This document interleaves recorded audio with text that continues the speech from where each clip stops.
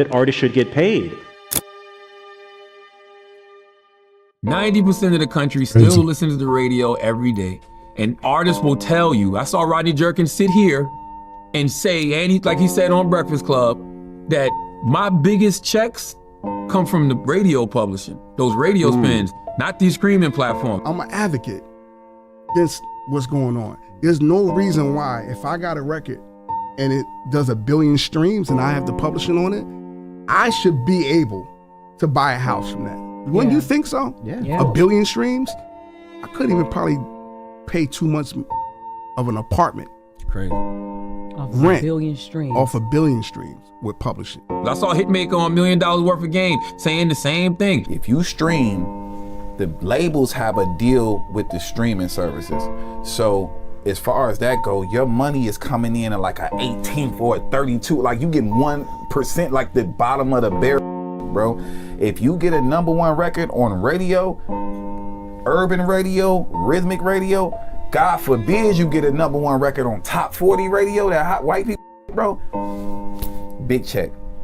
That's all that matter, bro. They pay you differently at radio. The scales, how you get paid when your record is spinning at radio, it supersedes a stream in life, bro. I don't know where the disconnect is, but radio royalties pay way more than streaming ever could. So it's just like, why are these labels trying to keep artists from #1 making radio records and #2 going on radio runs? If you ask me, I think it's because they know that the label makes more from streaming than the artist does. True. I think there's a focus on streaming, AI. I think there's a focus on just replacing you guys, the artists, beings, right? Yeah. the artists.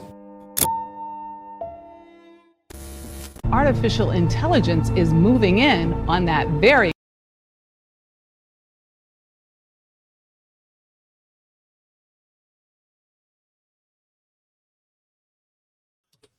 Bro, not up in the spot, motherfucking, yo, what now? Artificial music. That's crazy. The disconnect is, but radio royalties pay way more than streaming ever could. So it's just like, why are these labels trying to keep artists from #1 making radio records and #2 going on radio runs? If you ask me, I think it's because they know that the label makes more from streaming than the artist does. True. I think there's a focus on streaming, AI. I think there's a focus on just replacing you guys, the artists, beings, right? Yeah. the Wow. artists. Yeah. Here you go, girl. artificial intelligence That is crazy. Artificial intelligence moving in on the music industry. I ain't seen it coming. is moving in on that very human element of making music. You guys are actually launching your first ever AI generated artist, Tata. Well, see, you got to stop saying it's not generated. Oh, it's not generated. Yeah. No, so okay. So what's the language? So like the language you should be using is AI assistant. AI assistant, but it is not a human.